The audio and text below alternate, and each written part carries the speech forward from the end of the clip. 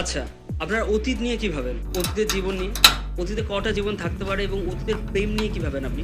আপনার যার সাথে অতীতে বিয়ে হয়েছিল তার সাথে দেখা করার কথা কি আপনি ভাবেন? তো এই সব কিছু নিয়েই আমাদের আজকের এই সিনেমা, সেটার নাম হচ্ছে 'পাস্ট লাইভস'। সিনেমাটা ডিরেক্ট করেছে Canadian Korean director Celine Song. ৩৬ বছর বয়সী মহিলা। এটা তার ডেবিউ ফিচার ফিল্ম। তো হাই, আমি Dhruv. Welcome to the reviews. Let's start. এই সিনেমাটা খুব একটা ইন্টারেস্টিং সিনেমা। এবছর অস্কারে নমিনেট হয়েছিল এবং এই সিনেমাটার বেশ পুরো পৃথিবীতে বাজ ফেলে দিয়েছে এবং প্রায় যত মুভি লাভার্স আছে তারা সবাই মোটামুটি ভালোই রিভিউ দিয়েছে। এবারে সিনেমাটা বলছে কি, এর ফিলোসফি কি, সিনেমাটা কেন দেখবেন আপনি, সেগুলো নিয়ে এখন ডিসকাস করবো। তো এই 'পাস্ট লাইভস' এই সিনেমাটা দেখানো হচ্ছে যে ছোটবেলাতে এই সিনেমার তিনটে যদি ফেজ ধরি, first part, second part, third part. তো ফার্স্ট পার্টে দেখানো হচ্ছে কোরিয়াতে ছোটবেলাতে দুটো, একটা ছেলে একটা মেয়ে। মেয়েটা হচ্ছে নোরা আর ছেলেটা হচ্ছে হেসিয়ং। তো এরা দুজনা ছোটবেলাতে স্কুলে পড়তে পড়তে আলাদা হয়ে যাচ্ছে এবং তাদের মধ্যে একটা বন্ড ছিল এই মোমেন্টে। এবং তারপর 12 বছর পর আবার তাদের কানেকশন হচ্ছে। একজন ইউএসএতে চলে গেছে, নোরা ইউএসএতে থাকছে এবং হেসিয়ং কোরিয়াতেই আছে। এই 12 বছর পর যেই দেখাটা হচ্ছে সেটা হচ্ছে সিনেমার সেকেন্ড ফেজ। এবং তারপর তাদের মধ্যে আবার কানেকশন তৈরি হওয়ার পর, এই ভিডিও কলে তৈরি হওয়ার পর নোরা বুঝতে পারছে যে ভিডিও কলে এভাবে রিলেশন চালানো যাবে না। তো সে আবার ওইটাকে স্থগিত রাখছে এবং সিনেমাটা নিজের থার্ড ফেজে যাচ্ছে এবং সেইখানে দেখা যাচ্ছে আবার 12 বছর পর তখন নোরার বিয়ে হয়ে গেছে আর্থারের সাথে। আর হেসিয়ং তখনও সিঙ্গেল, একটা ইঞ্জিনিয়ার। তখন সে আবার 12 বছর পর নিউ ইয়র্কে ট্রাভেল করছে নোরার সাথে দেখা করবার জন্য। এবং তারপর ওটাই হচ্ছে মেন জায়গা সিনেমার, মোস্ট অফ দ্য জায়গা। যেই 12 বছর পর গিয়ে যখন নোরার বিয়ে হয়ে গেছে 7 বছর, তখন নোরার পার্টনার নোরার সাথে দেখা করে হেসিয়ংয়ের যে এই তিনজনের মধ্যে যে কেমিস্ট্রিটা গঠন হবে, তাদের মধ্যে যে কথোপকথন হবে, তারা যেভাবে রিয়্যাক্ট করবে সিচুয়েশনের সাথে, টোটাল গল্পটাই হচ্ছে 'পাস্ট লাইফের' এই নিয়ে। এবার যদি বলি তো 'পাস্ট লাইফ' প্রচুর কিছু এক্সপ্লোর করছে। ফার্স্ট অফ অল হচ্ছে একটা ম্যাচিওর রিলেশনশিপ কেমন হওয়া উচিত সেটা এক্সপ্লোর করছে। এই সিনেমাটা আরেকটা জিনিস এক্সপ্লোর করছে, মনে করুন এটা মেন থিমও চেকভস গান এখানে বলতে পারেন। যেমন আমাদের 'মেরি ক্রিসমাস' সিনেমাতে 'ইয়ধুম' বলে একটা কনসেপ্ট ছিল, সেটা ওখানকার চেকভস গান ছিল। 'ইয়ধুম' 'মেরি ক্রিসমাসের' শ্রীরাম রাঘবান এইভাবে ইউজ করেছিল যে এমন একটা পয়েন্ট যেখানেতে আপনার বুঝতে পারেন যে আপনি এত বছর ধরে কেন বেঁচেছেন, আপনার বেঁচে থাকার কারণ কি। আপনি এই মোমেন্টের জন্যই জীবনে একটা মুহূর্ত আসবে যখন আপনি বুঝতে পারবেন যে আপনি এত বছর কাটিয়েছেন পৃথিবীতে জাস্ট এই মোমেন্টের জন্য। এই ক্ল্যারিটি অফ থটের পয়েন্টটাই হচ্ছে 'ইয়ধুম'। এটা যেমন ওই সিনেমা চেকভস গান ছিল। এই 'পাস্ট লাইফসেও কিন্তু একটা এরকম চেকভস গান আছে, এরকম একটা কনসেপ্ট আছে, এরকম একটা প্লট ডিভাইস আছে, সেটাকে বলা হচ্ছে ইনিয়ন। এটা একটা কোরিয়ান ওয়ার্ড যার অর্থ হচ্ছে প্রভিডেন্স বা ফেট। ফেট আমাদের ভবিতব্য। ভবিতব্য কিসের? দুটো মানুষের সাক্ষাতের, দুটো মানুষ অ্যাকচুয়ালি ফিউচারে তারা কি করতে চলেছে সেটার ফেট। এবারে এই ইউনিয়ন কি করে খুব সুন্দরভাবে ডিফাইন করা হয়েছে যে ইউনিয়ন কিন্তু আপনার কোনো একটা মানুষের তার আগের জন্ম যদি একবার দেখা হয়, তার মধ্যে কিন্তু একটা ইউনিয়ন বা একটা ফেট প্রতিষ্ঠা হয়, একটা কানেকশন প্রতিষ্ঠা হয়। তাহলে ওখানে বলা হচ্ছে যে 8,000 বার যদি এমনি দুটো মানুষের মধ্যে দেখা হয়, তবেই কোনো একটা জন্মতে তাদের মধ্যে বিয়ে হতে পারে, এই কানেকশনটা ফর্ম হতে পারে। এবং মনে করুন একই ট্রেনে দুজনা যাত্রী আছে, তাহলে দুই যাত্রীর মধ্যে কিন্তু একটা ইউনিয়ন প্রতিষ্ঠা হয়ে থাকে। এবং এই ফেট, এই কানেকশনটাই হচ্ছে ভবিতব্যটাই হচ্ছে একটা খুব ইম্পর্টেন্ট ফ্যাক্টর এই সিনেমা। আমরা মাঝে মাঝে ট্রেনে যাই, ট্রেনে যাওয়ার সময় অনেক মানুষের সাথে দেখা হয়, কিছু মানুষ আমাদের খুব ভালো লাগে, কিছু মানুষের আমরা প্রেমে পড়ি, কিন্তু তার সাথে কোনোদিন দেখা হয় না। কিন্তু আমরা বলতে পারি এইখানেও কিন্তু একটা ইউনিয়ন বা একটা ফেট আমরা তৈরি করে গেলাম। ফিউচারে হয়তো কোনো জন্মে তাদের সাথে আবার দেখা হবে, অন্য রূপে দেখা হবে, মানুষ হিসেবে নয়, অন্য হয়তো বার্ড হিসেবে বা গাছ হিসেবে। এইখানেও সেটা এক্সপ্লোর করা হচ্ছে। এখানে তো প্রথমেই কনসেপ্টটাকে আমরা দেখি, নোরা যখন বিদেশে গেছে তখন সে আর্থারকে এটা বলছে এবং আর্থার তাহলে বলছে আমরা দুজনে এই মুহূর্তে এখানে বসে আছি, তাহলে কি আমাদের মধ্যে কোনো ইউনিয়ন আছে? এবং সেখান থেকেই তাদের মধ্যে কানেকশনটা তৈরি হয় এবং তারপর বিয়ে হয়। এবং তখন বলে নিশ্চয়ই আমাদের মধ্যে 8,000 লেয়ার অফ কানেকশন আছে। এই ইউনিয়ন অ্যাকচুয়ালি বোঝায় কানেকশনকে। তাহলে 8,000 লাইফসের কানেকশনের জন্যই তাদের মধ্যে বিয়েটা হচ্ছে। এবার দেখুন ক্যারেক্টার, এই তিনজন যে ক্যারেক্টার আছে, হেসিয়ং যে ক্যারেক্টারটা আছে, আর নোরা যে ক্যারেক্টারটা আছে, আর আর্থার যে ক্যারেক্টারটা আছে, এবার আমরা ন্যাচারালি কি দেখি, মোস্ট অফ দ্য সিনেমাতে দুজন প্রেমিক প্রেমিকা ছোটবেলা থেকে বড়বেলা হচ্ছে আলাদা হয়ে যাচ্ছে এবং তারপর যখন তাদের আবার দেখা হচ্ছে, একজন থার্ড জন যে থাকে সে মেনলি এই ভিলেন হয়ে যায়। সেই এই বাগড়া দিয়ে দেয় দুজনের প্রেমের মধ্যে বা দুজনের কানেকশনের মধ্যে এবং আমরা তাকে ভিলেন ভাবি। এখানে কিন্তু সেলাইন সং খুব ইন্টারেস্টিংলি যে থার্ড ক্যারেক্টারটা, যাটাকে একবারে পরে একবারে লাস্টে যে থার্ড অ্যাক্টর যাকে দেখানো হয়েছে সেটা হচ্ছে আর্থার, সেই ক্যারেক্টারটা কিন্তু নিজেই বলছে যখন লাস্ট টাইম নিউ ইয়র্কে দেখা করতে যাচ্ছে হেসিয়ং নোরার সাথে, তখন আর্থার বলছে আমি কি করে তোমাদের সাথে কম্পিট করব, এটা অসম্ভব, কারণ তোমাদের একটা পারফেক্ট স্টোরি আছে। এবার একটা কনটেক্সট দিয়ে রাখি যে আর্থার আর নোরা এরা দুজনেই কিন্তু রাইটার, প্লে রাইটার প্লাস বুক রাইটার করে। এরা বইও লেখে, তার সঙ্গে নাটকও লেখে। আর অবভিয়াসলি নোরা ছোটবেলা থেকে খুব অ্যাম্বিসিয়াস। নোরা ছোটবেলা থেকে নানারকম প্রাইজ পেতে চায়। প্রথম থেকে বলতো যে আমি কোরিয়াতে থাকবো না, কারণ আমি নোবেল লরিয়েট কোরিয়া থেকে হয় না, সেটা ইউএসএ থেকে গেলেই হওয়া যায়। পয়েন্টটা যদিও ঠিক, খুব সুন্দর একটা টিপ্পণী করেছে ইউএস এর হেজিমনির ওপর, সব দিক থেকেই, অ্যাওয়ার্ড থেকে শুরু করে অস্কার সব কিছুতেই। আরেকটা জিনিস পরের দিকে বলে যে মানে হেসিয়ংকে বারবার জিজ্ঞেস করে মানে জীবনে নানা রকম ফেজে, তাহলে তুমি এবার নোবেল প্রাইজ ছাড়া আর কি প্রাইজ পেতে চাও? তখন ওরা বলে আমি এবার পুলিৎজার প্রাইজ পেতে চাই লেখার জন্য। তারপর লাস্ট মোমেন্টে জিজ্ঞেস করে যে তুমি এইবার কি পেতে চাও নোরা? কারণ নোরা খুব অ্যাম্বিসিয়াস একজন মানে ক্যারেক্টারকে দেখানো হয়েছে ক্যারেক্টার হিসেবে। এইখানে আমার খুব মানে ইন্টারেস্টিং লেগেছে নোরার ক্যারেক্টার আর হেসিয়াং ক্যারেক্টারটা আপনি ভাববেন যে প্রোটাগনিস্ট, কিন্তু এত সুন্দর শিফট হচ্ছে। নোরা ক্যারেক্টারটা প্রথমে ছিল ক্রাই বেবি, যে হেসিয়ংয়ের কাঁধে মানে মাথা রেখে কাঁদতো। তারপর যখন সে বিদেশে গেল, সে যখন ইমিগ্রেন্টস হলো, তার ক্যারেক্টারটা আস্তে আস্তে চেঞ্জেসের মধ্যে দিয়ে গেল এবং তার পাস্ট লাইফটাকে সে নিজের মধ্যে কোথাও দাবিয়ে দিল। কোরিয়ান যে চিন্তাগুলো ছিল সেই চিন্তাগুলো সেই মানে ছোটবেলাকার তার যে বাচ্চা মেয়েটা যে মানে নোরা মানে যার নাম ছিল না ইয়ং, সেই না ইয়ং ক্যারেক্টারটা কিন্তু নোরা নিজের মনের মধ্যে কোথাও আটকে দিল। এবং তারপর একটা ইমিগ্রেশনের যে জন্য হয় যে ইমিগ্রেশন করার পর আপনার ক্যারেক্টারের মধ্যে নানারকম চেঞ্জেস আছে। মানে মনে হয় একটা গেম খেলতে খেলতে আপনি নতুন একটা খেলা শুরু করেছেন এবং খেলাটা শিখতে টাইম লাগে। এবং সে যখনই কোরিয়া ছেড়ে ইউএসএ যায় তার ক্যারেক্টারের মধ্যে বিভৎস কিছু চেঞ্জেস আছে। এবং যখন সে বড় বয়সে হেসিয়ংয়ের সঙ্গে দেখা করে তখন সে বুঝতে পারে হেসিয়ং তার থেকে অনেক বেশি আলাদা। নোরা অনেক বেশি আমেরিকান, সেই জায়গাতে হেসিয়ং অনেক বেশি কোরিয়ান কালচারের ইনফ্লুয়েন্সে সে বড় হয়েছে এবং তাদের মধ্যে প্রচুর ডিফারেন্স। কিন্তু তবু সে মনে করে যে হেসিয়ংয়ের সাথে দেখা করার পরই সে অনেক বেশি কোরিয়ানও। মানে সে নিজেও জানে না যে সে কত বেশি কোরিয়ান। সে হেসিয়ংয়ের সাথে দেখা করার পর বুঝতে পারে তার মধ্যে কোরিয়ান কত ভাব, কত মানে মেমোরি তার মনের মধ্যে মানে লুকিয়ে আছে। এখানে এবার মেন যেটা বলছিলাম আমি, যে হেসিয়ং ক্যারেক্টারটা হচ্ছে চুপচাপ, বেশি এক্সপ্রেস করতে পারে না, ইন্ট্রোভার্ট টাইপের। এবং সে সারা জীবন যে কেন তাকে নোরা ছেড়ে চলে গেছিল সেটা সে অ্যাকসেপ্ট করতে পারেনি বলে সে কোনোদিন কখনো ভুলতেই পারেনি তাকে। এবং তার রিলেশনশিপগুলো কিন্তু সেই কারণেই হয়তো টেকেনি, কারণ সে সারা জীবনই নোরাকে পারসিউ করে গেছে যে কেন সে আমার কাছে থাকলো না, কেন সে আমাকে ছেড়ে চলে গেল। এবং সত্যি তো আমাদের মধ্যে তো কিছু না কিছু ফেট তো থাকবেই। আমি চেষ্টা করবো, নিশ্চয়ই আমার ওর মধ্যে কানেকশন আছে। ছোটবেলাতে যখন আমরা দুজনে ডেট করেছি, মানে আমাদের বিয়ে করা উচিত ছিল, কেন হলো না সেটার জন্যই সে চেজ করে যাচ্ছে নোরাকে। নোরা কিন্তু সে জায়গাতে ছেড়ে গিয়ে মানে নিজের অ্যাম্বিশন পূরণ করার জন্য সে ইউএসএ প্রথমে কানাডা যাচ্ছে এবং কানাডা থেকে সে আমেরিকা যাচ্ছে। সেখানে সে আর্টিস্ট রেসিডেন্সিতে কার সাথে দেখা করছে, আর্থারের সাথে। আর্থার সঙ্গে সে বেশি ঘনিষ্ঠ হচ্ছে কারণ কি নিউ ইয়র্কে গিয়ে দুজন মিলে থাকলে রেন্ট কম পড়বে, প্লাস আর্থারের সাথে সে তাড়াতাড়ি বিয়ে করছে কারণ কি তার গ্রিন কার্ড দরকার।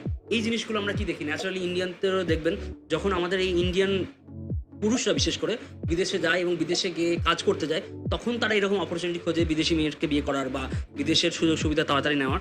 এই ক্যারেক্টারিস্টিকগুলো কিন্তু একটা খুবই মানে আগেকার দিনে আমি বলতে পারি মেল ক্যারেক্টারিস্টিক, যেগুলো ছেলেদের মধ্যে অ্যাম্বিশন, প্রেমের থেকে ইম্পর্টেন্ট হচ্ছে নিজের কেরিয়ার বানানো, এগুলো কিন্তু ফার্স্ট প্রায়োরিটি সারা জীবন হয়ে এসছে। এখানে আমি মেল ক্যারেক্টারিস্টিক এই কারণেই বলছি কারণ আগেকার হিস্ট্রি অনুযায়ী, কনটেক্সট অনুযায়ী কিন্তু এগুলো ছেলেরা করে আসতো। নোরার মধ্যে দেখানো হচ্ছে যে নোরার মধ্যেও কিন্তু এই ফ্রিডমনেসটা আছে, নোরার মধ্যেও কিন্তু এই প্রচেষ্টাটা আছে যে নিজের অ্যাম্বিশনের জন্য সে সব কিছু ভাঙতে পারে। সেই জায়গাতেই সে মেল স্পেকট্রাম ক্যারেক্টারে কিন্তু তার দিকে বেশি। এইখানেতে আমি এক্সপ্লোর করছি আর্থার যে ক্যারেক্টারটা, আর্থারের ক্যারেক্টারটার মধ্যে কিন্তু একটা ফেমিনাইন টেন্ডারনেস, ফেমিনাইন বা মাদারলি স্মাইল যেটাকে আমি বলতে চাই, সেটা কিন্তু তার মধ্যে বিদ্যমান। এই আমেরিকার মধ্যে থেকেও তার মধ্যে যেই সফট কর্নার, সফট একটা ম্যাসকুলাইন ব্যাপার আছে, সেটা কিন্তু আর্থারের ক্যারেক্টার দিয়ে খুব সুন্দর বোঝানো হয়েছে।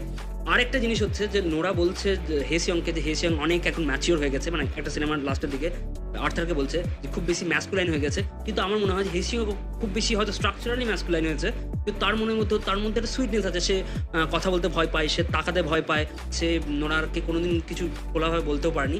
আর হেসিয়ং আস্তে আস্তে নোরার যে ক্যারেক্টারিস্টিকটা ক্রাই বেবির মতো হয়ে পড়ে। যখন নোরা তাকে 12 বছর পর ওই ল্যাপটপটা রেখে বলে যে আমরা আর কথা বলতে পারবো না, তখন কিন্তু হেসিয়ং কাঁদতে শুরু করে লিটারালি, এবং তারপর সে নিজের কান্নাটাকে নিজের বুকের মধ্যে লুকিয়ে নেয়। আর্থারও দেখবেন যখন সে বেডে শুয়ে থাকে, যখন হেসিয়ং তাকে দেখা করতে এসছে, অটোমেটিক আপনার বউকে তার পূর্ব প্রেমিক দেখা করতে আসলে আপনার মধ্যে কিন্তু একটা জেলেসি কাজ করবে। আর্থার সেদিক থেকে কিন্তু যথেষ্ট ভালো, যথেষ্ট ম্যাচিওর। সে দেখে আমি যদি এখন আটকাই তাহলে হয়তো নোরাকে কোনোদিনই আমি ভালো রাখতে পারবো না, ফিউচার আমাদের ডিভোর্স হবে, তো তাকে আমি ছেড়ে দিই এই মোমেন্টের জন্য। এবং সে খানিকক্ষণের জন্য ছেড়ে দেয়, কিন্তু তখন বলে যে কী করে আমি তোমাদের সাথে কম্পিট করবো, কারণ তোমরা কোরিয়ান দুজন লাভবার্স যারা ছোটোবেলা থেকে বড় হয়েছো, তারপর ফিউচারে আলাদা হয়ে গেছো, আবার তোমাদের মধ্যে দেখা হচ্ছে। আমার স্টোরি তো তোমাদের মধ্যে স্ট্রং নয়, আমি হয়ে যাবে একটা আমেরিকান হাজব্যান্ড যে ভিলেন তোমাদের লাভ স্টোরিতে। এই ট্রোপটা সেলাইন সং জাস্ট বলার জন্য বলেনি, অ্যাকচুয়ালি এটাই ঘটে বেশিরভাগ সিনেমাতে। এই থার্ড পার্সেন্টে সারা জীবন ভিলেন হিসেবে দেখানো হয়, কিন্তু আর্থারও জাস্ট একটা এই ফেটেরই শিকার, এই ভবিতব্য বা এই ফিউচার বা আপনি বলতে পারেন যেটা হওয়ার ছিল নিয়তি, তারই শিকার। আর্থার কিছু করার নেই, এবং আর্থারের ভূমিকায় আপনি যখন থাকবেন আর্থারের পেনটা বুঝতে পারবেন যখন সে হেসিয়ংকে প্রথমবার দেখে। তার যে মুখের যে পরিবর্তন, মানে তার সে কাঁদতে চাইছে, মানে সে বুঝতে পারছে যে তার বউ হয়তো তার থাকবে না, প্লাস তার মধ্যে একটা হাসিও আছে যে অ্যাটলিস্ট সে তার বউয়ের জন্য এমন কিছু করেছে। কারণ আর্থার ভাবে যে নোরা তার জীবনটাকে অনেক বেশি প্রসপারাস করেছে, সে অনেক বেশি খুশি আছে এবং নোরার জন্য সে জীবনে অনেক গ্রো করেছে। তো তার উচিত নোরাকেও ফ্রিডম দেওয়া। এবং আমার মনে হয় প্যাসেঞ্জার গানের একটা লাইন আছে যেটা এই সিনেমায় বারবার ফিরে আছে, let her go, if you love her let her go. এই সিনেমাতে কিন্তু এই প্রথম দিক থেকে আমরা দেখতে পাই যে হেসিয়ং ক্যারেক্টারটা লেটার গো জিনিসটাকে করতে পারে না, নোরাকে যেতে দিতে পারে না, কারণ সেই ফেট জিনিসটা তার মধ্যে বিদ্যমান হয়ে থেকে গেছে লিটারালি, মানে ইনিয়ন কনসেপ্টটা তার মাথার মধ্যে গেঁথে গেছিল। কিন্তু আর্থার ছেড়ে দিতে না চাইলেও একবার চেষ্টা করে যে লেটার গো, ওই কনসেপ্টটা যে আমাকে হয়তো নোরাকে এই মুহূর্তে ছাড়তেই হবে, নাহলে হয়তো নোরা সারা জীবনের জন্য আমার কাছ থেকে চলে যাবে। আর নোরাও কিন্তু মানে আরেকটা কনসেপ্ট এখানে দেখুন, যে প্রথম যখন নোরারা মাইগ্রেট করবে তার আগে নোরার মায়ের সাথে হেসিয়ংয়ের মায়ের একটা কনভারসেশন হয় এবং সেখানে একটা কোয়েশ্চেন মার্ক থাকে পেছনে, খুব সুন্দর মেটাফরিক্যালি জিজ্ঞেস করা হয়, মানে হেসিয়ংয়ের মা জিজ্ঞেস করে নোরার মাকে, আপনি তো আর্টিস্ট, আপনার বড় ফিল্ম মেকার, তাহলে আপনারা এই কোরিয়ান লাইফ ছেড়ে কেন চলে যাচ্ছেন? তো তখন বলে যে অবভিয়াসলি কিছু পাওয়ার জন্যই যাচ্ছি। এবং তখন বলা হয় যখন আপনি কিছু ত্যাগ করে যান তখন অবভিয়াসলি কিছু আপনি গেইনও করেন। এখানের থেকে ডার্কের সাথে একটা সিমিলারিটি আছে। ডার্কে খুব সুন্দর একটা নেটফ্লিক্স সিরিজ আপনারা হয়তো দেখেছেন, সেখানে বলা হয় যে every decision for something is a decision against something else. প্রত্যেকটা ডিসিশনই কোনো একটা, মানে আপনি যখনই কোনো একটা পাথ চুজ করবেন নিশ্চয়ই ওই ডিসিশনের জন্য আপনি আরও অনেক কটা পাথের ফিউচার বা অনেক কটা দিকে আপনার জীবনটা যেতে পারতো সেগুলো শাট ডাউন করে দিচ্ছেন। এবং সারা জীবন হেসিংও ভাবে যদি আমার নোরা যদি কোনোদিনই কোরিয়া ছেড়ে না যেত, নোরা যদি আমার গার্লফ্রেন্ড হতো, যদি আমার সাথে ডেট করতো, যদি আমাকে বিয়ে করতো, এই কনভারসেশনটাই তাদের লাস্টে হয়। যদি নোরা তুমি কোরিয়া ছেড়ে না যেতে, যদি তুমি আমার সাথে থাকতে, যদি তুমি আমাকে বিয়ে করতে, তাহলে হয়তো জীবনটা অন্যরকম হতো। এবং ওই মুহূর্তে তাদের মধ্যে কিন্তু কনভারসেশনটা কোরিয়ানে হয়েছে। আর আর্থার এক জায়গাতে বেডেতে নোরার সাথে কথা বলার সময় বলেছিল যে তুমি স্বপ্নতে নোরা কোরিয়ানে কথা বলো, কিন্তু আমি তো কোরিয়ান বুঝি না সেরকম, আমি হাই হ্যালো হালকা বলতে পারি। তাহলে তোমার মনের এমন একটা অংশ আছে যেটা আমি কখনোই বুঝতে পারবো না, কখনোই টাচ করতে পারবো না। আমি চাই তোমাকে হোল হার্টেডলি ভালোবাসতে, আমি চাই তোমাকে পুরো সমগ্রভাবে পেতে, কিন্তু তোমার এমন একটা পার্ট আছে যেটা আমার অজানা, যেটা আমার কাছে এনিগমা, এবং আর্থার হয়তো সেটা কোনোদিনই জানতে পারবে না। কিন্তু আমার মনে হয় সেইখানে সিনেমাটা এস্টাবলিশ করতে যাচ্ছে যে একটা বিয়ে করার জন্য পারফেক্টলি সবাইকে জানতে হবে বা সব পুরোটুকু জানে, পুরোটুকু ভাইব ম্যাচ করে, এটা হয় না। মেবি এটাই ফেট, যে 8000 কানেকশন যেটা আমি বলছি সেটা জাস্ট আমাদের সিমিলারিটিস বা ডিসিমিলারিটিসের উপর নির্ভর করে না, তার থেকে বিয়ন্ড স্পিরিচুয়াল লেভেলে কোনো কানেকশন থাকে। এশিয়ান এই জায়গাতে বিয়ে করার সময় বলবে তার যে কোরিয়ান কালচার বা আমার মনে এশিয়ান কালচারের উপর সে তার বাবা মার সাথে থাকে, এবং সে একটা নিজেকে ভাবে সে একটা অর্ডিনারি চাকরি করে, তাই জন্যই বলছে যে আমি আমার গার্লফ্রেন্ডকে আরও বেটার কাউকে খুঁজে নেওয়ার জন্য বলেছি, কারণ আমি খুব বেশি টাকা ইনকাম করি না। এবং আমার মনে হয় যে সিঙ্গেল চাইল্ড এখানে বিয়ে করতে গেলে প্রচুর বেশি টাকা ইনকাম করতে হয়। আসলে নোরা আমি খুব সাধারণ, এবং আমার মতো সাধারণ বলি হয়তো তুমি আমাকে ছেড়ে চলে গেছিলে, এবং সেই কারণেই আমি মেয়েটাকে যেতে দিলাম, কারণ আমার জন্য হয়তো কোনো মেয়ে পারফেক্ট নয়, কারণ আমি খুবই অর্ডিনারি। এবং আর এইখান থেকে আমরা বুঝতে পারছি যে আমাদের এই দুটো মেল ক্যারেক্টার হেসিয়ং আর আর্থার, এরা দুজনে ইম্পোস্টার সিনড্রোমে ভুগছে। ইম্পোস্টার সিনড্রোম এই কারণেই যে নোরার জন্য তারা পারফেক্ট নয়, নোরা ওদের থেকে অনেক বেটার কাউকে ডিজার্ভ করে। আর্থার এটা ভাবে যে নোরা এত প্রসপারাস, এত ভালো চারিদিকে, তার মধ্যে এত কোয়ালিটি, সে মাল্টিপল ল্যাঙ্গুয়েজ বলতে পারে, সে মডার্ন, সে একটা ইমিগ্রেন্ট হয়েও এত সুন্দরভাবে নিজের লাইফটাকে গুছিয়েছে, এবং সে আর্থারকেও পরিপূর্ণ করেছে। তাহলে যদি তার লাইফে নোরা না থাকে তার লাইফটা কি ভয়েড হয়ে যাবে, নাল হয়ে যাবে, এবং হয়তো সে পারফেক্ট নয়, নোরার সমকক্ষ নয়। তাই তার কোথাও মনে হয় যে মেবি নোরা যদি আমাকে হেসিয়ংয়ের সাথে যায়, হেসিয়ং হয়তো আরও ম্যাচিওর, আরও ম্যাসকুলাইন, আরও কুল ওর থেকে, তো নিজেকে ইম্পোস্টার মনে করে। হেসিয়ংও সেই জায়গাতে নিজেকে ইম্পোস্টার মনে করে যে নোরা আমাকে বারবার ছেড়ে চলে গেছে, আমাকে 12 বছর পর যখন ভিডিও কল হয়েছিল তখনও ছেড়ে গেছে। হয়তো আমি খুব অর্ডিনারি, আমি নোরার মতো কখনো কোরিয়া ছাড়তে পারিনি, আমি কখনো এমন কোনো চাকরি করতে পারিনি, নোরার মতো কখনো নোবেল প্রাইজ পাওয়ার স্বপ্ন দেখিনি। তাহলে এই দুটো মেল ক্যারেক্টারের মধ্যে কিন্তু আমরা একটা ইম্পোস্টার সিনড্রোম কনস্ট্যান্টলি দেখছি, এবং এখানে সব থেকে লজিক্যাল ক্যারেক্টার আমরা দেখতে পাচ্ছি যে নিজের মানে যেই পাথগুলো নিয়েছে তার উপর স্টিক করে আছে, সেটা হচ্ছে আমাদের ক্যারেক্টার নোরা। এবং লাস্টে গিয়ে কিন্তু সে আবার কাঁদবে আর্থারের কাঁধ ধরে, এবং তার আগে সে কথা বলেছিল যে আমি আর কাঁদি না, কারণ এশিয়ান ছোটবেলায় তুমি থাকতে আমার কান্না, মানে আমার কান্না থামাবার জন্য, আমার চোখ মুছে দেওয়ার জন্য, কিন্তু এখন কেউ নেই। লাস্টে দেখবে আর্থার আছে তার চোখ মোছার জন্য। এবং আমার একটা জিনিস রিয়ালাইজ হয় তখন আমার মাথাটা নষ্ট হয়ে যায় যেটা বোঝার পর, এবং সব থেকে বেশি কষ্ট হয় হেসিয়াংয়ের জন্য। হেসিয়াং অ্যাকচুয়ালি নিউ ইয়র্ক গেছিল নোরাকে ফের থেকে দেখতে চায় বা ভালোবাসতে চায়, সেটার জন্য নয়। এর একটা অন্য ফিলোসফিক্যাল পয়েন্ট আছে। আমরা বলেছি না, মানে আপনার হয়তো ইনিয়ন যে কনসেপ্টটা বলেছি, আপনারা সিনেমাটা দেখলে বুঝতে পারবেন, আমরা যদি রাস্তায় দুটো মানুষ অচেনা পাশাপাশিও যায় তবু কিন্তু আমাদের মধ্যে একটা কানেকশন ফর্ম হয়। আমরা যদি কখনো মনে করুন মুভি দেখতে গিয়ে বাথরুমে একসাথে দুটো মানুষ অচেনা পাশাপাশি বাথরুমও করি, এখানেও একটা কানেকশন ফর্ম হয়। এটা কোরিয়ান কালচারে ইনিয়ন কিন্তু এটাই বলছে, ফেট বা প্রভিডেন্স দুটো মানুষের মধ্যে। এবার যত বেশি কথা বলবো, যত বেশি মানুষের সাথে মিশবো, তত বেশি ইউনিয়নটা স্ট্রং হবে বা কানেকশন স্ট্রং হবে। তাহলে ফিউচারে চান্স হবে, ফিউচার কোনো লাইফে আমরা আরও কাছাকাছি যাবো, এবং যাতে আমাদের মধ্যে সম্পর্ক করতে পারে, বিয়ে হতে পারে। হেসিয়ং ওখানে গেছিল এবং লাস্টে গিয়ে ওই লাইনটা বলছে, আপনারা শুনেছেন, যখন ওরা দুজনা উবেরের জন্য ওয়েট করবে নোরা আর হেসিয়ং, তখন বলবে এটা কি হতে পারে না নোরা যে আমরা হয়তো এই পাস্ট লাইফসেই আছি, আমরা হয়তো কোনো পাস্ট লাইফই বাঁচছি, ফিউচারে কোনো একটা জীবনেতে আমরা হয়তো অন্য কোনো সম্পর্কের মধ্যে আবদ্ধ। দিয়ে নোরাকে জিজ্ঞেস করছে হয় কি বলতো আমরা কি অ্যাকচুয়ালি মানে ফিউচার লাইফে আমরা অ্যাকচুয়ালি কি, তো নোরা বলে আমি জানি না, আর হেসিয়ং বলে আমিও জানি না। আমার মনে হয় ফিউচার লাইফে হয়তো তারা দুটো বার্ডস যারা একসাথে ঘুরে বেড়ায়, হয়তো তারা দুটো বলতে পারি যে দুটো খুব সুন্দর মাছ যারা একে অ্যাকোরিয়ামে ঘুরে বেড়ায়, বা সুন্দর দুটো গাছ যারা একে একে পরস্পরের ওই লতার মতো আটকে আছে, বা হয়তো অনেক কিছুই হতে পারে, বা দুটো মানুষ সুন্দরভাবে তাদের মধ্যে একটা সম্পর্ক গঠন হয়েছে এবং তারা বিয়ে করেছে। এবং এই কারণেই হেসিয়ং এখনো পর্যন্ত লাস্ট মোমেন্টে গিয়ে নিউ ইয়র্কে সে নোরার কাছাকাছি যায়, নিজের মানে যন্ত্রণাগুলোকে ব্যক্ত করে, এবং অ্যাকচুয়ালি সে ওই মোমেন্টে দাঁড়িয়ে সে নোরার সাথে আরও বেশি কানেকশন ফর্ম করছে, যাতে ফিউচারে কোনো লাইফ এসে নোরার সাথে বিয়ে করতে পারে। এবং সে তাই জন্যই ভাবছে এটা আমার পাস্ট লাইফ, এখানে আমাকে নোরাকে একবার লাস্টে গিয়ে একবার যদি আমি আমার সত্যি কথাগুলো মনের কথাগুলো বলতে পারি, আমি আমার গিল্টগুলোকে বলতে পারি, তাহলে হয়তো ফিউচারে আমি কখনো নোরাকে কোনো এক লাইফে পাবো, সেটা আমরা জানি না কত নম্বর লাইফে। এবং এখানে আরেকটা খুব সুন্দর মানে হেসিয়ংয়ের এবং আর্থারের দুজনেরই ক্ল্যারিটি আছে, সেটা আমি বুঝতে পারি নোরা তুমি আমার জন্য এমন একটা মেয়ে যে আমাকে সারা জীবন তুমি পেছনে ফেলে চলে যাবে, কারণ আমি তোমার কাছে কোরিয়া, আমি তোমার কাছে এখানে কোরিয়াকে মেটাফরিক্যালি বোঝানো হচ্ছে কোরিয়া খুব ছোট জায়গা, জিওগ্রাফিক্যালি দেখবেন জায়গাটা খুব ছোট, তো সেইখানে প্রসপার করার জায়গা তোমার মতো অ্যাম্বিশিয়াসের জন্য নয়, তোমার জন্য কোরিয়া কখনই পারফেক্ট ছিল না। এবং কোরিয়া এখানেতে একসাথে মেটাফরিক্যালি আরেক জায়গায় ভাবে ইউজ হচ্ছে, কিন্তু কোরিয়া রিপ্রেজেন্ট করছে হেসিয়ংকে, সেও খুব ছোট, সে খুব অর্ডিনারি। নোরার মতো অ্যাম্বিশিয়াস মেয়ের জন্য যে প্রচুর দূর পর্যন্ত যেতে চাই, কখনোই সে পারফেক্ট পার্টনার নয়। তোমার জন্য আমেরিকাই ভালো, তোমার জন্য আর্থারই ভালো। আমেরিকা জিওগ্রাফিক্যালি কোরিয়ার থেকে খুব বড়, তাদের হেজিমনি পৃথিবীতে খুব বেশি, তারা একটা বিরাট বড় এম্পায়ার, তাদের সফট পাওয়ার খুব বেশি। এবং এখানে আর্থার যেহেতু আমেরিকান, সেহেতু সে হচ্ছে পারফেক্ট লাইফ পার্টনার নোরার জন্য, কারণ সে নোরাকে অনেক বেশি অপরচুনিটি দিতে পারবে নোরা মানে গোল পূরণ করতে। তো আর্থারের জন্য তুমি পারফেক্ট, কারণ আর্থারের জন্য তুমি সারা জীবন দাঁড়াবে, আর্থারের জন্য তুমি ওয়েট করবে। আর্থার তোমার কাছে এমন একটা জায়গা যেখানে তুমি হোল্ড করবে। আমি এমন একটা জায়গায় তুমি বারবার ছেড়ে চলে যাবে, কারণ আমি হচ্ছি কোরিয়া, লিটারালি আমি কোরিয়া, মানে কোরিয়াকে তুমি ছেড়ে চলে এসেছিলে, আমাকে ছেড়ে চলে এসেছিলে। এবং নোরা বলবে যে হেসিয়ং তুই ভেবো না যে তুমি ছোটবেলাতে 12 বছর বয়সে যে মেয়েটাকে চিন্তা আমি সেটা নয়, দুটোই রিয়েল। আমি এখানে যে নোরা দাঁড়িয়েছি সেটাও রিয়েল, যে 12 বছরে যে মেয়েটা তোমার কোলে কান্ত সেও রিয়েল। শুধু ওই মেয়েটা আর আমি এখন এক নয়, আমি চেঞ্জ হয়েছি। এইখান থেকে হেরাক্লিটাসের একটা খুব সুন্দর গ্রিক ফিলোসফারের কথা আমার মনে পড়লো, যে একটা মানুষ কখনো একটা নদী দুবার পার হয় না, কারণ ওই নদীটা আর সেই নদী থাকে না, আর ওই মানুষটাও আর সেই মানুষ থাকে না, কারণ নদী তো বহমান।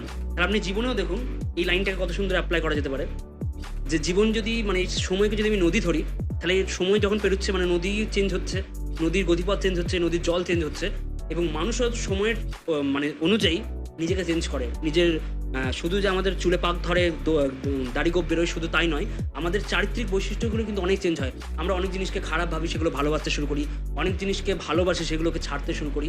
এবং আমার মনে হয় জীবনের সব থেকে ইম্পর্টেন্ট হচ্ছে জাস্ট লেটিং ইট গো, মানে ছেড়ে দেওয়াই আমরা জীবনের সব থেকে ইম্পর্টেন্ট জিনিস শিখি, যে কোনো জিনিসকে ছেড়ে দেওয়া, মোহ ত্যাগ করা। যত আমরা জীবনে বড় হয় তত আমরা জিনিসগুলোকে ছেড়ে দেওয়া শিখি, এবং তাতে কষ্ট না পাওয়া।